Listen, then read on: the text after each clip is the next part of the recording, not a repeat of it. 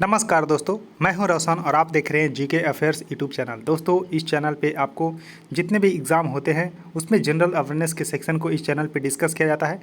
तो देखिए, आप ही लोग जो क्वेश्चन पेपर भेजते हैं तो उसी को यहाँ पर डिस्कस किया जाता है। तो आप लोग देखिए, क्वेश्चन पेपर आप लोग भेज सकते हैं किस पे, तो इस पे आपको ईमेल है gkaffairs25@gmail.com पे, और टेलीग्राम चैनल PDF के लिए आपको यहाँ पर संपर्क करना होगा। तो इस सब का लिंक आपको नीचे डिस्क्रिप्शन में मिल जाएगा।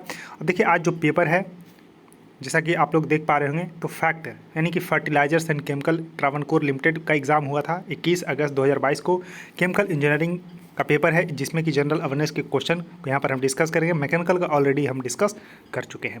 तो PDF के लिए टेलीग्राम और क्वेश्चन पेपर के लिए आप जीमेल पे जरूर भेजिए। अब देखिए, क्वेश्चन जैसा लोग भेजे हैं तो थोड़ा सा यहाँ पर आपको धुंधला नज़र आ रहा होगा, लेकिन मैं एक आराम से पढ़ के बताऊँगा, तो आप लोग इसको ध्यान से देखिए। देखिए, क्वेश्चन पूछा गया है कि who by the chairman of the drafting committee of the constituent assembly, यानी कि संविधान सभा की जो प्रारूप समिति बनी थी उसके अध्यक्ष कौन थे। तो देखिए, BR अम्बेडकर थे। तो करेक्ट आंसर यहाँ पर आपको D नज़र आएगा। तो D is the correct answer. अब देखिए, जो संविधान सभा बनी थी तो उसमें जो है आपको ध्यान रखना है कि 7 मेंबर थे कमेटी का, जो कि इसको ध्यान रखना है। तो देखिए, अम्बेडकर चेयरमैन थे और 6 अदर मेंबर थे। कौन? तो KM मुंशी, मोहम्मद सदुल्लाह, अलादी कृष्ण स्वामी अय्यर, गोपाल स्वामी अयंगर, M माधवराव, जो कि रिप्लेस किए गए। He replace BL Mitter who resign due to ill health, यानी कि BL मित्तर के जगह पे M माधवराव आए थे। और तो इस तरह से TT कृष्णमाचार्य ही रिप्लेस्ड DP। तो इस तरह से आपको ध्यान रखना, 6 मेंबर थे और किसके स्थान पे 2 यानी कि मेंबर रिप्लेस हुए थे। तो इसको थोड़ा सा ध्यान रखिएगा। BR अम्बेडकर जो है ड्राफ्टिंग कमेटी के चेयरमैन थे। क्वेश्चन है कि what does the 19 in the कोविड-19, यानी कि कोविड-19 का देखिए इतना जो है सुने हैं, तो इसमें कोविड-19 में 19 का मतलब क्या है। तो देखिए दोस्तों, सिंपल सा मतलब है कि कोविड-19 का मतलब है कि ये वायरस जो है वो 2019 में जो है खोजा गया, यानी कि the corona virus and the disease it causes were identified in 2019। तो यानी कि इसका करेक्ट आंसर होगा D, the corona virus and the disease it causes were identify in 2019। इसको थोड़ा सा ध्यान रखना है। उसका देखिए क्वेश्चन है कि which state will host the national games of the India in 2022। कुल मिलाकर पूछा जा रहा है कि 2022 का जो नेशनल गेम्स होगा, यानी कि राष्ट्रीय खेल होगा, वो कहाँ पर आयोजित की होगा। तो देखिए, गुजरात में होगा। ऑप्शन C करेक्ट आंसर होगा। देखिए, बगल में आंसर भी लिखा हुआ है। तो इस तरह से आपको ध्यान रखना है कि गुजरात में। अब देखिए, जो नेशनल गेम्स 2022 में होने वाला है वो क्रम से 36वें नंबर का, यानी कि आपको 2022 ना पूछ लिया जाएगा कि 36वें नंबर का जो राष्ट्रीय खेल है वो कहाँ पर आयोजित किया जाएगा। तो गुजरात इसका आंसर होगा। अब कब आयोजित होगा, तो देखिए 27 सितंबर से लेके 10 अक्टूबर के बीच में। तो 10 अक्टूबर के बीच में आयोजित किया जाएगा गुजरात में। देखिए, क्वेश्चन है कि India's largest floating solar power plant was made fully operational by the NTPC। तो देखिए, एक ओंकारेश्वर डैम पे जो बनाया जा रहा है नर्मदा नदी पे, तो उसका थोड़ा सा आपको कन्फ्यूजन हो सकता है, लेकिन उससे पहले जो है India's largest floating solar power plant बना था कहाँ, तो रामागुंडम तेलंगाना में। तो करेक्ट आंसर यहाँ पर B होगा, जो कि NTPC के द्वारा बनाया गया था। तो इसको थोड़ा सा ध्यान रखिएगा। तो इसके क्षमता थे 100 मेगावाट। तो 100 मेगावाट था, लेकिन जो अभी ओंकारेश्वर जो डैम पे बनाया जा रहा है MP में, उसका क्षमता होगा 600 मेगावाट। तो अभी बन रहा है, जो कि इसको थोड़ा सा ध्यान रखिएगा। उससे पहले बना था ये, तो ये उस समय का India's largest floating solar power plant बना था रामागुंडम तेलंगाना में। अब देखिए, क्वेश्चन है कि विच ऑर्गेनाइजेशंस हैज़ लॉन्च्ड प्रोजेक्ट उड़ान on the occasion of the Hindi दिवस। तो देखिए, हिंदी दिवस आपको पहले क्वेश्चन ध्यान रखना होगा कि 14 सितंबर, जो 14 सितंबर होता है, वो होता है राष्ट्रीय हिंदी दिवस, और 10 जनवरी को होता है आपको वर्ल्ड हिंदी दिवस। तो इसको थोड़ा सा कन्फ्यूजन नहीं होना चाहिए। तो प्रोजेक्ट उड़ान जो है हिंदी दिवस के अवसर पे IIT बम्बई, यानी कि करेक्ट ऑप्शन A होगा। IIT बम्बई जो है यहाँ पर लॉन्च किया था। इसको थोड़ा सा ध्यान रखने हैं। अब देखिए, नेक्स्ट क्वेश्चन आपके सामने है। उससे पहले डिस्कशन है कि देखिए, Indian institute of technology Bombay has launched Project Udan, a language translator to break the language barrier in the educations, which hampers the flow of the message. The Project Udan, a donation-based project, is an end-to-end ecosystem which can translate scientific and the technical content from English to Hindi and other Indian language. यानी कि project उड़ान का मतलब ये था कि जो हिंदी दिवस के अवसर पे बनाया गया था, जिसमें कि आप लोकल लैंग्वेज में भी साइंटिफिक टर्म को, साइंटिफिक नॉलेज को आप गेन कर सकते हैं। यानी कि प्रोजेक्ट उड़ान एक बेसिक जो है लैंग्वेज ट्रांसलेटर था। इसको थोड़ा सा ध्यान रखना, जैसे कि आपने इंजीनियरिंग करने गया, आप अगर तमिल जानते हैं तो तमिल में आपको जो है आपको ट्रांसलेट करके दिया जाएगा, ताकि आप इंजीनियरिंग इंग्लिश की बजाय आप लोकल लैंग्वेज में भी सीख सकते हैं। तो इस तरह से प्रोजेक्ट उड़ान IIT बम्बई के द्वारा जो है लॉन्च किया गया था। अब देखिए क्वेश्चन है कि which one of the following statement is not correct. अब देखिए नॉट करेक्ट यहाँ पर पूछा जा रहा है। तो देखिए क्वेश्चन जो ऑप्शन ए है, India's largest Buddhist monastery is in Arunachal Pradesh. तो देखिए इसमें पहले ही क्लैरिफिकेशन से यहाँ पर मैं देना चाहता हूँ कि इसका आंसर होना चाहिए बी होना चाहिए, लेकिन जो आंसर की मैं दिया हुआ था ए, तो लेकिन ए नहीं होगा। अब देखिए इसमें क्यों नहीं होगा, अब मैं बताता हूँ कि इंडियाज़ लार्जेस्ट बुद्धिस्ट मॉनेस्ट्री जो है अरुणाचल प्रदेश में जो तवांग मॉनेस्ट्री है वो है। यानी कि जो तवांग मठ है अरुणाचल प्रदेश में, तवांग डिस्ट्रिक्ट जो अरुणाचल प्रदेश का है वहाँ पर है, जो कि इंडिया का लार्जेस्ट जो है बौद्ध मठ है। तो ये जो है सही है। अब देखिए बी में गलत मैं क्यों कह रहा हूँ कि the statue of the Gomateshwara at the Shravan Belagola represent the last tirthankara of the Jain. तो पता होना चाहिए कि लास्ट तीर्थंकर यानी कि 24वें तीर्थंकर थे, यानी कि जैन धर्म में जो तीर्थंकर कहलाते थे तो 24वें तीर्थंकर थे महावीर। तो पूछा यहाँ ऑप्शन बी में है कि the statue of the Gommateshwara at the Shravan Belagola represent the last tirthankara of the Jain. जी नहीं, क्योंकि वहाँ पर थे थर्ड जैन तीर्थंकर का यहाँ पर स्टैचू है गोमतेश्वर में, जो कि आपको श्रवण बेलगोला कर्नाटक में देखने को मिलता है। तो यहाँ पर लास्ट लिखा, जबकि यहाँ पर थर्ड का होना चाहिए था, तो ये गलत है। उसके देखिए Khajuraho temples were built under the Chandel king. तो बिल्कुल सही है, जो खजुराहो में टेम्पल है वो चंदेल राजाओं के द्वारा जो है बनवाए गए थे। उसके बाद क्वेश्चन है कि होयलेश्वरा मंदिर शिव को समर्पित है।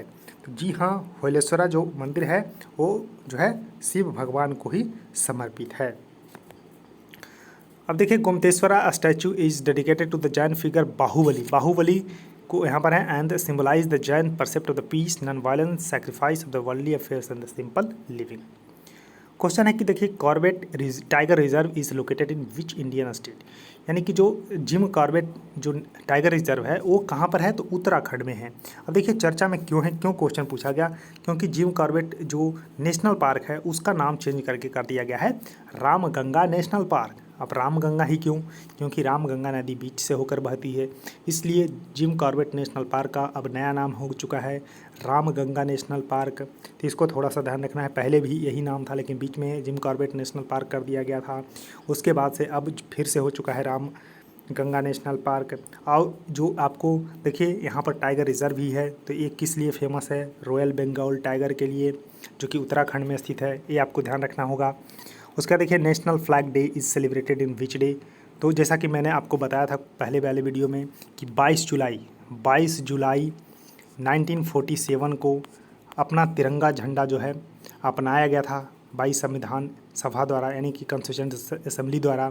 तो इस वजह से 22 जुलाई को हम झंडा दिवस के रूप में मनाते हैं, तो इसको राष्ट्रीय ध्वज दिवस में, तो करेक्ट आंसर यहाँ पर ए होगा 22 जुलाई। तो इसको थोड़ा सा ध्यान रखिएगा।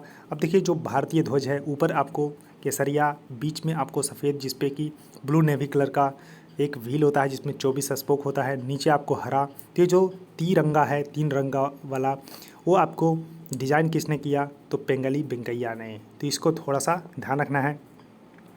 अब देखिए क्वेश्चन है कि which of the following stock exchange is also called big board. यानी कि बिग बोर्ड जो है किस स्टॉक एक्सचेंज को बोला जाता है, तो न्यूयॉर्क स्टॉक एक्सचेंज को। करेक्ट आंसर यहाँ पर डी होगा। न्यूयॉर्क स्टॉक एक्सचेंज को बिग बोर्ड के नाम से भी जाना जाता है, इसको थोड़ा सा ध्यान रखना है। अब देखिए जो अपना भारत में 2 स्टॉक एक्सचेंज है, एक है नेशनल स्टॉक एक्सचेंज और एक है बम्बई स्टॉक एक्सचेंज। तो देखिए बम्बई स्टॉक एक्सचेंज जो है आपको एशिया का सबसे पुराना स्टॉक एक्सचेंज है, 1875 ईस्वी में बनाया गया था बम्बई स्टॉक एक्सचेंज को, जो कि कहाँ पर स्थित है, मुंबई में दलाल स्ट्रीट पर। तो दलाल स्ट्रीट पे मुंबई में स्थित है बम्बई स्टॉक एक्सचेंज, जो कि एशिया का सबसे पुराना स्टॉक एक्सचेंज है, जो कि 1875 में बनाया गया था। क्वेश्चन है कि which global financial institution is set to grant $450 million loan to India for the Atal Bhujal Yojana. कुल मिलाकर पूछा जा रहा है कि अटल भूजल योजना जो लॉन्च की गई थी जो भारत सरकार द्वारा, उसमें वर्ल्ड बैंक ने यहाँ पर दिया था ग्रांट। तो इस तरह से आपको ध्यान रखना है। ऑप्शन ए, वर्ल्ड बैंक ने $450 मिलियन का सहायता जो है प्रदान किया था, ऋण दिया था। इसको थोड़ा सा ध्यान रखिएगा, वर्ल्ड बैंक इसका करेक्ट आंसर होगा। अब देखिए, अटल भूजल योजना सेंट्रल सेक्टर स्कीम है। तो सेंट्रल सेक्टर एक होता है, देखिए सेंट्रल स्पॉन्सर स्कीम, एक होता है सेंट्रल सेक्टर, यानी कि सेंटर के द्वारा ही पूरा पैसा इसमें दिया जाएगा और इसको इम्प्लीमेंट करती है मिनिस्ट्री ऑफ जल शक्ति, जो जल शक्ति मिनिस्टर है उसके द्वारा। अब देखिए किस लिए, तो improve the ground water management through community participation. Total इसका आउटले है 6,000 रुपये करोड़ और इसको इम्प्लीमेंट किया जाएगा 5 साल के लिए, 2020-21 से लेकर 24-25 तक। इसको थोड़ा सा ध्यान रखिएगा। यहाँ देखिए मिनिस्ट्री है, ministry of Jal Shakti, department of water resources, river development and the Ganga rejuvenations, launched of the Atal Bhujal Yojana by honourable prime minister Shri Narendra Modi. अब देखिए इससे कितने राज्यों में लागू किया जा रहा है, तो देखिए उत्तर प्रदेश, मध्य प्रदेश, राजस्थान, गुजरात, हरियाणा, कर्नाटक और महाराष्ट्र। तो कुल मिलाकर यहाँ पर आपको ध्यान रखना है कि 7 राज्यों को यहाँ पर फ़ायदा होने वाला है, ये आपको लॉन्च किया गया है। और देखिए विच पर्सनालिटी या institutions won the Nobel peace prize 2020, यानी कि 2020 का नोबेल पीस प्राइज़ किसको मिला था, तो वर्ल्ड फूड प्रोग्राम को। तो क्योंकि बाढ़ के समय जो है, यानी कि लड़ाई के समय वर्ल्ड फूड प्रोग्राम ने जो है मानवीय सहायता किया था, तो इस वजह से जो है वर्ल्ड फूड प्रोग्राम को जो पीस प्राइज़ 2020 मिला था। लेकिन 2021 का अगर आपसे पूछा जाए कि किसको मिला जो नोबेल पीस प्राइज़ है, तो देखिए 2 लोगों को यहाँ पर मिला था। Maria Ressa for their effort to safeguard freedom of expression which is pre conditions for the democracy and the lasting peace. उसके बाद दिमित्री मुरातोव को। तो इस तरह से यानी कि इन 2 पर्सनालिटी मारिया रेसा और दिमित्री मुरातोव को 2021 का नोबेल पीस प्राइज़ दिया गया। अब देखिए वर्ल्ड फूड प्रोग्राम जिनको 2020 में नोबेल पीस प्राइज़ मिला, इसका फॉर्मेशन 19 दिसंबर 1961 को हुआ था। इसका जो है हेडक्वार्टर रोम इटली में है इसको, और इसका हेड है डेविड बिजली। तो इसको थोड़ा सा ध्यान रखना है। देखिए क्वेश्चन है कि व्हाट इज़ द कोविड कवच एलिसा। तो एलिसा यानी कि जो कोविड कवच है वो किससे रिलेटेड है, तो एक टेस्टिंग किट है। करेक्ट आंसर होगा सी, टेस्टिंग किट है। इसको ध्यान रखना है आप लोगों को। अब देखिए अगर हम बात करते हैं कि जो कोविड कवच जो एलिसा है इसको डेवलप किसने किया है, तो बनाया किसने है, तो national institute of virology Pune में जो स्थित है उसको इन्होंने जो है डेवलप किया है। अब देखिए क्वेश्चन है कि international institute of the population science, जिसको IIPS के नाम से शॉर्ट में जानते हैं, ये किसके अंतर्गत जो है काम करती है, तो ministry of health and the family welfare के अंतर्गत काम करती है। तो करेक्ट आंसर यहाँ पर ये सही होगा, यानी कि international institute of the population science जो कि काम करती है ministry of health and the family welfare, यानी कि स्वास्थ्य और परिवार कल्याण मंत्रालय भारत सरकार के अंतर्गत ये काम करती है। और एक डीम्ड यूनिवर्सिटी है जो कि मुंबई में स्थित है, डीम्ड यूनिवर्सिटी है और मुंबई में स्थित है। पूछा जाएगा कि IIPS जो कहाँ है, तो यानी कि international institute of population science कहाँ स्थित है, तो मुंबई में स्थित है, जो कि ministry of health and family welfare के अंतर्गत काम करती है। क्वेश्चन है कि as per the times higher education यानी कि THE वर्ल्ड यूनिवर्सिटी रैंकिंग 2021 के तहत एकमात्र भारतीय जो इंस्टीट्यूशन थी जो कि टॉप 350 में शामिल थी, तो IISc बंगलोर थी। तो करेक्ट आंसर यहाँ पर डी होगा, यानी कि टॉप 350 में एकमात्र भारतीय यूनिवर्सिटी थी IISc बंगलोर। इसको ध्यान रखना है। क्वेश्चन है कि recently the national tiger conservation authority यानी कि NTCA इंक्ड अ मेमोरेंडम यानी कि memorandum of understanding with which Indian PSU to relocate cheetah from the Africa to India under project cheetah, यानी कि प्रोजेक्ट चीता के तहत जो भारतीय यानी कि राष्ट्रीय बाघ संरक्षण प्राधिकरण जिसको NTCA बोलते हैं, प्रोजेक्ट चीता के तहत चीतों को अफ्रीका से जो है यानी कि नामीबिया से कूनोपालपुर जो वन्य जीव अभयारण्य है मध्य प्रदेश में, वहाँ पर लाया जाएगा चीता को। कहाँ से, तो अफ्रीका के नामीबिया से। तो इसमें कौन सा PSU जो है सहायता कर रहा है, तो इंडियन ऑयल कॉरपोरेशंस जो है सहायता कर रहा है। करेक्ट आंसर यहाँ पर बी होगा। तो ध्यान रखिएगा NTCA के साथ मिलकर IOCL ने यहाँ पर प्रोजेक्ट चीता के तहत जो है एग्रीमेंट साइन किया है कि ये चीता को जो है रीलोकेट करेंगे अफ्रीका से इंडिया में, जो कि कूनोपालपुर जो है मध्य प्रदेश में जो है लाया जाएगा। तो दोस्तों 15 क्वेश्चन थी इस पेपर में, मैंने सारी जो है पेपर को यहाँ पर डिस्कस कर लिया है। तो बस नेशनल टाइगर कंजर्वेशन को देखिए दिसंबर 2005 में मनाया गया था, इसको ध्यान रखिएगा। तो पूरा पेपर मैंने डिस्कस किया है। अब क्या करना है आपको, देखिए वीडियो को लाइक करना है, चैनल को सब्सक्राइब करना है और वीडियो को शेयर भी करना है अपने दोस्तों के साथ। और पेपर होते हैं तो आप जीमेल पे जरूर भेजिए। सो थैंक यू दोस्तों, इस वीडियो में इतना ही।